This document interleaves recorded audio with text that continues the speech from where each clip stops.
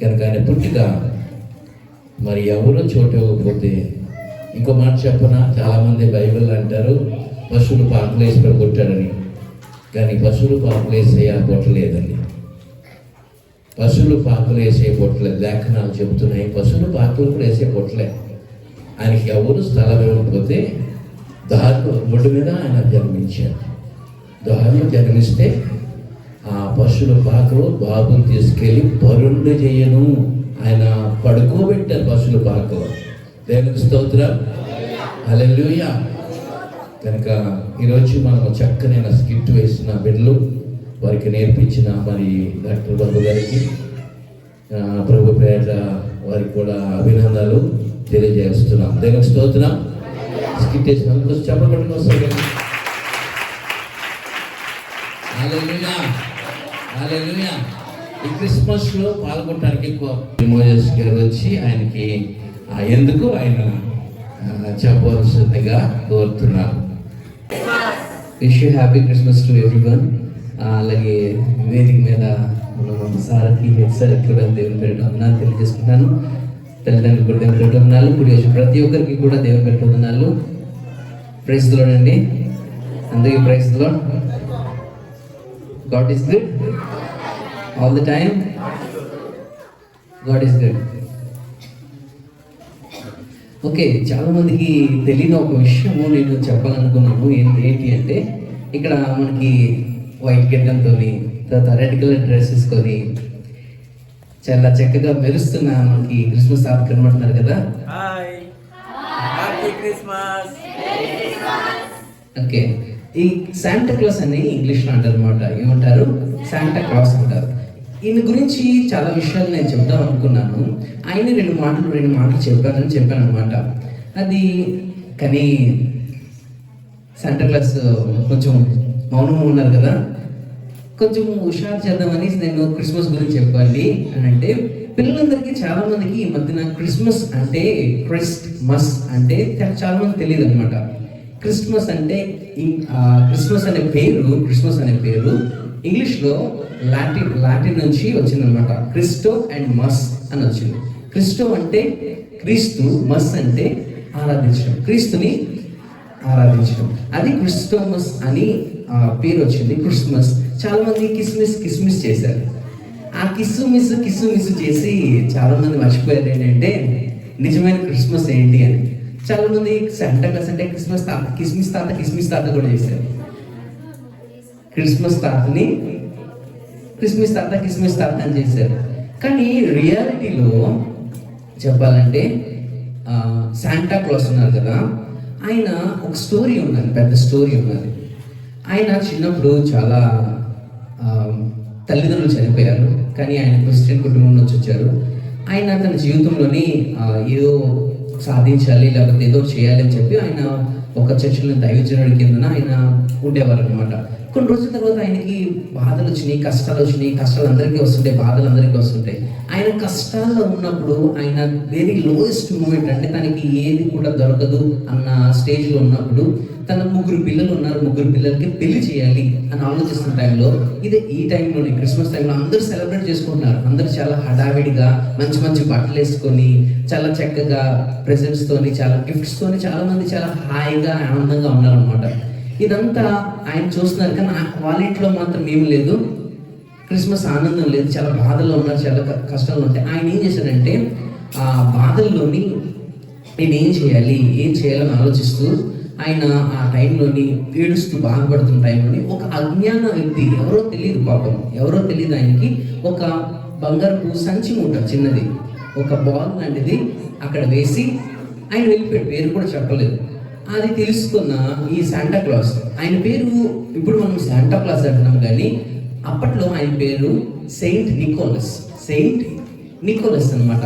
ఆ Saint Nicholas అనే ఆయన ఆ దీనస్థితిలో ఆయన పరిస్థితి బాగాలేని టైంలోని చాలా బాధపడుతూ దేవుని ప్రార్థన చేస్తున్నాను. అయ్యా, నేను అందరూ చాలా హ్యాపీగా క్రిస్మస్ సెలబ్రేట్ చేసుకుంటారు, నా పిల్లలకి నేను పెళ్లి చేయలేకపోతున్నాను, చాలా బాధగా ఉంది అని బాధపడుతున్న టైంలోని ఏమైంది అంటే ఆ బంగారం చిన్న సెంటిమెంట్, చిన్నదే, అది చిన్న గిఫ్టే ఆయన ఇచ్చింది, ఎవరో వ్యక్తి అజ్ఞాన వ్యక్తి ఇచ్చిన ఆ చిన్న గిఫ్ట్ తీసుకొని వాళ్ళ పిల్లల్ని చేశాడు. తర్వాత ఆయన ఒక పాస్టర్గా అయ్యారు, ఒక పాద్రిగా ఉండి తర్వాత చాలా మందికి చేస్తూ ఆయన తీసుకున్న నిర్ణయం ఏంటంటే ఆ క్రిస్మస్ టైంలోని ఆయనకు దొరికిన చిన్న గిఫ్ట్ ఏదైతే ఉందో దాన్ని బట్టి ఆయన కుటుంబం చాలా హ్యాపీగా ఉన్నారు. తర్వాత 3 పిల్లలకి పెళ్లి చేశారు. తర్వాత ఆయనకి మంచి ధనం వచ్చింది. అంటే కొన్ని పనులు చేసిన తర్వాత, కొన్ని మంచి పనులు చేసిన తర్వాత ఆయనకి మంచిగా ధనం వచ్చింది, ఆయనకి మంచిగా పలుకుబడి వచ్చింది. ఇదంతా గుర్తుపెట్టుకున్న ఆయన ఏం చేద్దాం అనుకున్నానంటే, నేను నా బ్యాడ్ టైంలోని నాకు గుడ్ టైం లేదు, ఆ టైంలో నాకు చాలా బాధ పరిస్థితుల్లో నాకు ఎవరో అజ్ఞాన వ్యక్తి ఒక గిఫ్ట్ ఇచ్చి నన్ను, నా కుటుంబాన్ని ఈరోజు సంతోషింపజేశాడు. ఈరోజు నేను ఏం చేద్దాం అనుకున్నానంటే, ప్రతి క్రిస్మస్కి నేను పిల్లలందరికీ, ఎంతమంది అయితే అనాథ పిల్లలు ఉన్నారో, ఎంతమంది అయితే విధవరాండ్రులు ఉన్నారో, వాళ్ళందరికీ నేను నాకు తోచినంత, నేను ధనం నాకు వచ్చింది, నాకు బోల్డంత డబ్బు ఉంది. ఈ డబ్బుతో నేను ఏం చేద్దామంటే ఒక గిఫ్ట్ అనేది ప్రతి పిల్లలకి ఇద్దాము అనుకున్నాను అని చెప్పి ఆయన ఏం చేశారంటే, ప్రతి పిల్లలకి ఎంతమంది అయితే ఉన్నారు ఆయనకి ఆ క్రిస్మస్ టైంలో ఎంతమంది పిల్లలు దొరుకుతారో వాళ్ళందరికీ ఏం చెప్పేవారంటే, అమ్మ పిల్లలారా మీరందరూ రండి అని చెప్పి పిలిపించి, అన్నది పిల్లలు కదా అయ్యగారు చెప్పండి ఏం చేయాలి అంటే, ఆయన చెప్పేవారు ఏంటంటే, మీరు ఒక లెటర్ రాయండి దేవునికి, యేసయ్యకి ఒక లెటర్ రాయండి.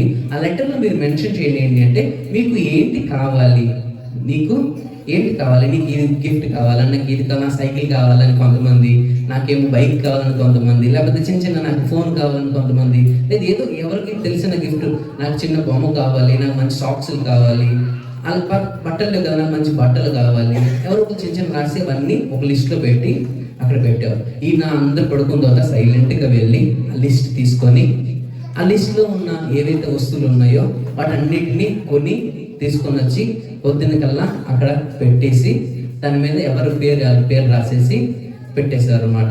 అది తీసుకున్న పిల్లలు చాలా ఆనందంగా, చాలా సంతోషంగా ఏం చేసేవారంటే, క్రిస్మస్ తాత నేను ప్రార్థన చేసిన ప్రార్థన నాకు ఎక్కడి నుంచి వచ్చింది, దేవుడు నా ప్రార్థన విన్నాడు అని చెప్పి వాళ్ళేమో అక్కడ చాలా ఆనందంగా, సంతోషంగా దాన్ని సెలబ్రేట్ చేసుకుని మొదలుపెట్టారు అనమాట.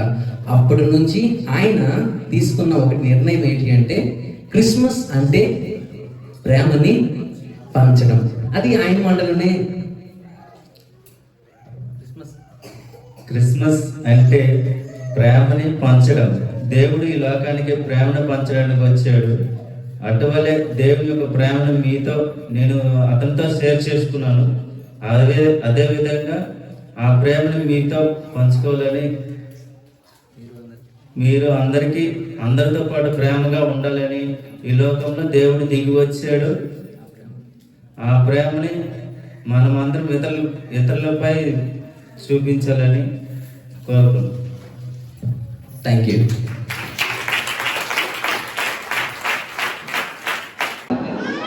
హల్లెలూయా. క్రిస్మస్ అంటే ఏంటి? క్రిస్మస్లో మనం ఎందుకు వచ్చాము? క్రిస్మస్లో మనము ఏమి చేయబోతున్నాం? దేవుని స్తోత్రం. క్రిస్మస్ అంటే దేవుని ఆరాధించటం, దేవుని మహిమపరచటం, ఆయన్ని ఘనపరచటం. ఎందుకు వాక్యాలు చదువుకున్నాం. నిజంగా ఈ వాక్యంలో చాలా విషయాలు మనకు రాయబడి ఉంది. ఆనాడు గొల్లలు వచ్చారు, ఆ గొల్లలు ప్రభుని దర్శించారు, స్తుతించారు, మహిమపరిచారు. జ్ఞానులు వచ్చారు, ప్రభుని స్తుతించారు, మహిమపరిచారు. అయితే జ్ఞానం చేసే పని ఏంటంటే, ఒకటేంటంటే వాళ్ళు తీసుకొచ్చారు, గిఫ్ట్ తీసుకొచ్చారు. వాళ్ళు చూసిన తర్వాత జ్ఞానులు వచ్చి ఏం చేశారంటే, ప్రభుని స్తుతించారు, ప్రభుని ఆరాధించారు, పూజించి వారు తీసుకొచ్చిన బంగారము, సాంబ్రాణి, బోలాన్ని విప్పారు.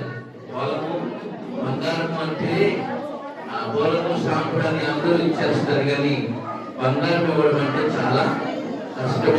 బంగారం ఇచ్చి దేవుని మహిమపరిచారు, దేవుని ఘనపరిచారు, దేవుని స్తుతించారు. కనుక ఈ బంగారం ఇవ్వటంలో నిజంగా ప్రభుకి ఈ బంగారం ఇచ్చి ఆయనకి గౌరవించారు. ఎందుకు గౌరవించారంటే, బంగారం కన్నా విలువైన వాడు ప్రభుని యేసుక్రీస్తుని. చెప్పండి. హల్లెలూయా. ఈ భూలోకానికి వచ్చింది ఒక్కటే, రక్షించడానికి ఈ భూమి మీదకి వచ్చారు. ఎవరు రక్షించడానికి వచ్చారంటే, పాపులను రక్షించడానికి వచ్చారు. పాపులు ఎవరు అంటే, నేను పాపమని కాదు అని ఎవరు ఉన్నారా? నేను పాపిని కాదు అని చెప్పడానికి మనకి ధైర్యం ఉందా? ఎవరు చెప్పగలరా? చెప్తారా నేను పాపిని కాదు అని చెప్పడానికి ఎవరు ఉన్నారా? అందరూ కూడా పాపము చేశారు. ఎందుకంటే తల్లి గర్భములో పుట్టినప్పుడే పాపములోనే పుట్టాం కాబట్టి ఈ పాపుల కొరకు ప్రభు పరలోకం వదిలిపెట్టి భూలోకానికి వచ్చారండి. దేవునికి స్తోత్రం. ఎందుకంటే పాపములో ఉన్న వారందరూ కూడా ఎక్కడికి వెళ్తారండి? మనకు తెలుసు.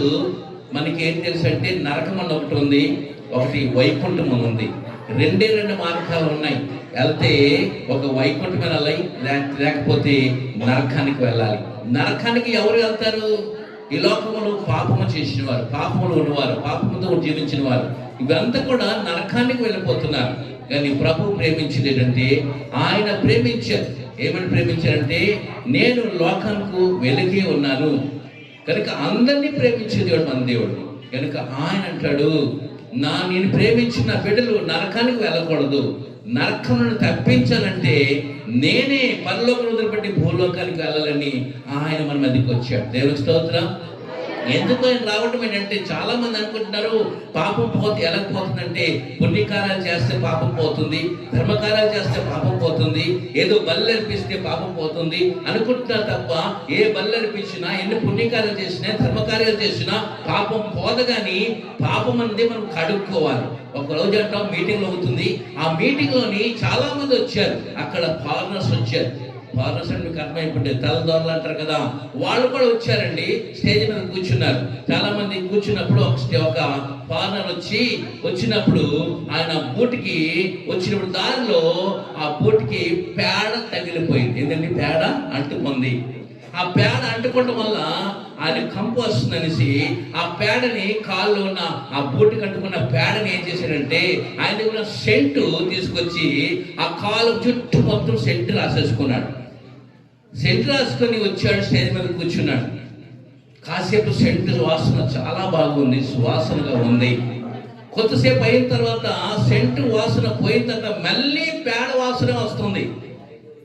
ఎందుకంటే పేడ అనేది పేడ ఉంది, కానీ సెంటు కొట్టేస్తే సెంటు ఉండి టైం మీద గంట ఒక అరగంట ఉంటుంది. ఆ సెంటు పోయిన తర్వాత మళ్ళీ పేడ వాసన వస్తుంది. ఏంటి ఈ సెంటు కొడుతుంటే ఈ పేడ వచ్చి కొట్టాను కదా ఇంకా పేడ వాసన వస్తుందంటే, ఎంత సెంటు కొట్టినా పేడ వాసన వస్తుందంటే ఏం చేయాలి చెప్పాలి? ఏం చేయాలి? ఇది కడుక్కోవాలి.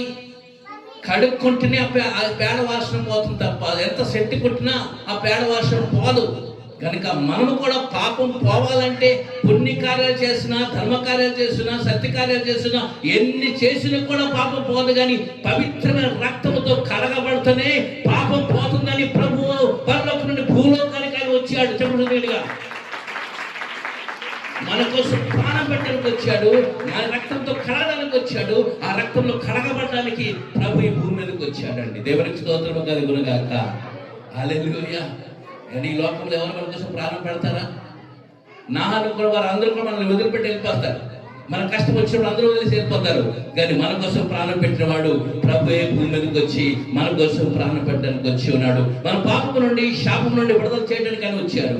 అందుకే సువార్త తీసుకొచ్చింది ఎవరంటే, గొల్లలు తీసుకొచ్చే సువార్త చెబుతూ ఉన్నారు. ప్రజలను చెప్తున్నారు, ఇదిగో మన కొరకు రక్షకుడు పుట్టాడని. వారికి ఎవరు చెప్పారంటే దేవదూతలే వచ్చి చెప్తున్నాయి. దేవునికి స్తోత్రం. ఇదిగో మీ కొరకు రక్షకుడు పుట్టాడు, మీరు భయపడకండి, భయపడకండి, మీకు ఒక రక్షకుడు పుట్టాడని చెబుతూ వారు పాటలు పాడుతూ స్తుతిస్తూ దేవుని మహిమపరుస్తూ ఉన్నారు. దేవునికి స్తోత్రం. హల్లెలూయా, హల్లెలూయా, హల్లెలూయా. యేసు ప్రభు మనందరినీ రక్షించడానికి, పాపం నుండి విడుదల చేయడానికి, పరలోక రాజ్యం తీసుకుని వెళ్ళడానికి ఆయన ఒక మార్గం చూపించారు. నేనే మార్గము, నేనే సత్యము, నేనే జీవము, నా ద్వారా తప్ప ఇంకెవరు కూడా పరలోక రాజ్యానికి చేరలేదని. కనుక ప్రభువుని మార్గం నమ్ముకుని ఆయన త్రోవలు నడిస్తే తప్పగా మనము ఆ పరలోక రాజ్యం చేరడానికి అవకాశం అనుకుంటుంది. కనుక యేసు ప్రభు అందరికీ దేవుడు అండి. కొందరికి కాదు, కులము కాదు, ఒక మతము కాదు, ఒక జాతి కాదు, ఏది కాదు, అందరికీ ఆయన దేవుడు. దేవునికి స్తోత్రం కలుగునుగాక. హల్లెలూయా. అందుకే మాట్లాడండి, దేవుడు లోకమును ఎంతో చెప్పండి. దేవుడు చెప్పాలి చేయకుండా వేరు ఉన్నాయా? స్పీకర్ దేవుడు లోకమును ఎంతో ప్రేమించెను, అందుకే ప్రభు ఈ భూమి మీదకి వచ్చాడు. దేవునికి స్తోత్రం కలుగును గాక. హల్లెలూయా, హల్లెలూయా. ఆయన మన కోసం ప్రాణం ఇచ్చారు, మనము ఆయన కోసం ఏమిస్తాం? మనము ఆయన కొరకు ఏమిస్తాం? ఒకటిస్తే చాలు, విరిగి నలిగి హృదయం ఇస్తే చాలు. దేవునికి స్తోత్రం కలుగును గాక. హల్లెలూయా. విరిగి నలిగి హృదయం దేవునికి ఇస్తే చాలు.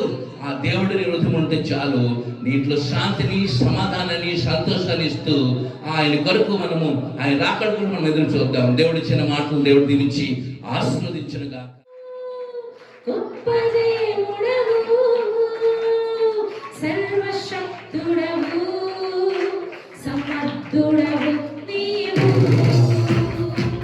చేయగలవాడవు. గొప్ప దేవుడవు, సర్వశక్తుడవు, సమర్థుడవు నీవు. హల్లెలూయా, హల్లెలూయా, హల్లెలూయా, హల్లెలూయా, హల్లెలూయా, హల్లెలూయా, హల్లెలూయా. నీకిని ద్రాక్షరసముగా, నీకిపై నేరడుగా, గాలి తుఫానే ప్రేమతో నిమ్మలముగా, ఋతువులన్నీ సజీవులై లేచువారిగా, ఋతువులన్నీ సజీవులై లేచువారిగా. ఆఖరి ప్రార్థనతో ఆశీర్వాదంతో సెలవు తీసుకుందాం. దయచేసి క్యాండిల్ అందరికి ఇవ్వాల్సిందిగా కోరుతున్నాను. ఈ మధ్యలో క్యాండిల్ తెచ్చిన క్యాండిల్స్ అందరికి అందజేయవలసిందిగా కోరుతున్నాను. దయచేసి సహాయం చేయండి. వేరే మహిళ ప్రార్థన తండ్రి. ఆమేన్.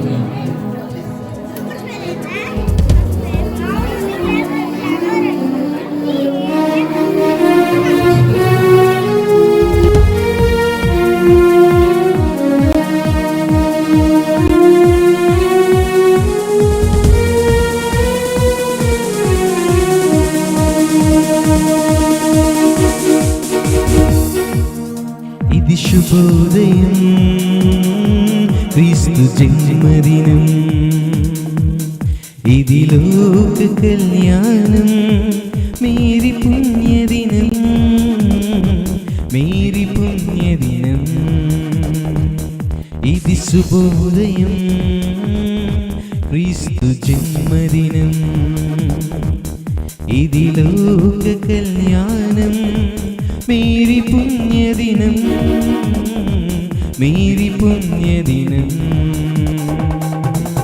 రాజుల నీలి మహారాజు వెలసెను పశువుల పాకలు, పాపుల పాలిట రక్షకుడు నవ్వెను తల్లి కౌగిలిలో. భయము లేదు మనకిలలో, జయము జయము జయమహో. ఇది శుభోదయం, క్రీస్తు జన్మదినం, ఈ లోక కళ్యాణం, మేరీ పుణ్యదినం, మేరీ పుణ్యదినం.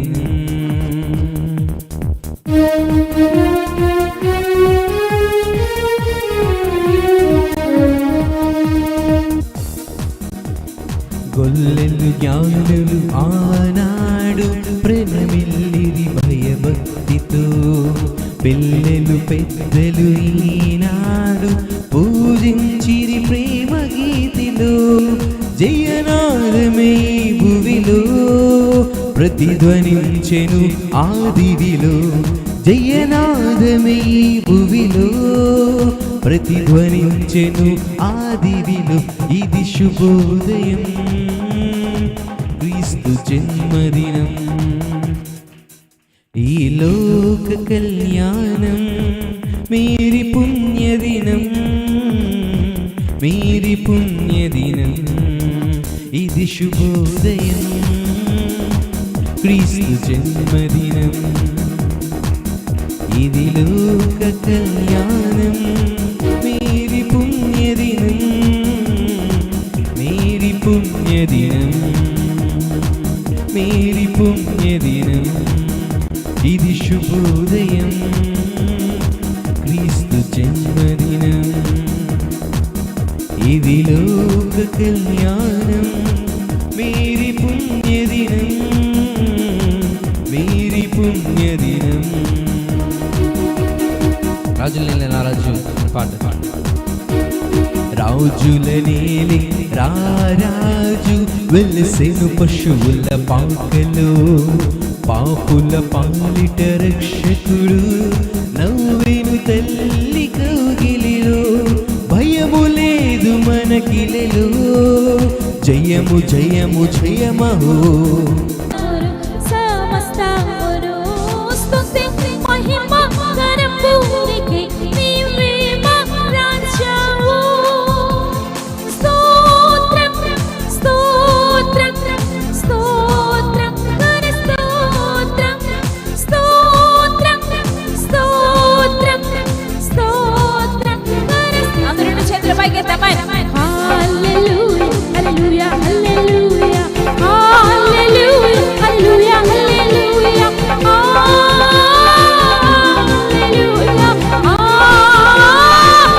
హల్లెలూయా హల్లెలూయా హల్లెలూయా ఆమేన్ హల్లెలూయా ఆమేన్ హల్లెలూయా ఆమేన్ హల్లెలూయా ఆమేన్ హల్లెలూయా ఆమేన్ హల్లెలూయా ఆమేన్ హల్లెలూయా ఆమేన్ హల్లెలూయా ఆమేన్ హల్లెలూయా